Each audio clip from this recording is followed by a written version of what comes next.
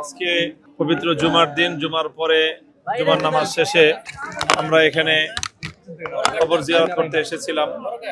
এখানে বাংলাদেশের শহীদ প্রেসিডেন্ট জিয়াউর রহমান, বাংলাদেশের মানুষের প্রিয়তম একজন ব্যক্তিত্ব, এবং তার পাশেই সদ্য সমাহিত শহীদ প্রেসিডেন্ট জিয়াউর রহমান সাহেবের সম্মানিত সহধর্মিণী, বাংলাদেশের 3 বারের নির্বাচিত প্রধানমন্ত্রী, বাংলাদেশের মাটি এবং মানুষ এবং আধিপত্যবাদের বিরুদ্ধে মাটি ও মানুষের পক্ষে একজন আমরণ সংগ্রামী মহিয়সী নারী বেগম খালেদা জিয়ার কবর জিয়ারত করলাম।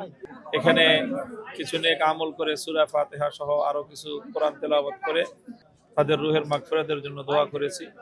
আল্লাহ যেন তাদের জীবনের গুনাহ খাতা মাফ করে তাদেরকে জান্নাত নসিব করেন। ভুল ত্রুটি যা হয়েছে মানুষ হিসেবে সেগুলো যেন আল্লাহ মার্জনা করেন। এই দোয়া করে আমরা কবর জিয়ারত করলাম। যারা এখানে আসতেছেন তাদের সকলের প্রতি আমাদের এটাই অনুরোধ যে এখানে কবরের জিয়ারতের ক্ষেত্রে ইসলামের যে বিধান রয়েছে, কোরআন সুন্নাহর যে পদ্ধতি রয়েছে, সুন্নতের যে তরিকা রয়েছে, আমরা সেই সুন্নাহ পদ্ধতি সম্পর্কে জেনে সেইভাবে আমরা কবর জিয়ারত করব। কবরের দিকে হাত তুলে দোয়া না করা চাই, এতে মনে হয় যে মৃত ব্যক্তির কাছে কিছু চাওয়া হচ্ছে। এই জন্য উলামায়ে কেরাম বলে থাকেন যে কিবলার দিকে মুখ করে হাত তুলে দোয়া করবে। আর এছাড়া যে কোনো নেক আমল করে কবরের কাছে এসে হোক, কবরের দূরে থেকে হোক, যে কোনো মুমিন মুসলমানের জন্য তাদের মাগফিরাত কামনা করে দোয়া করা যায়।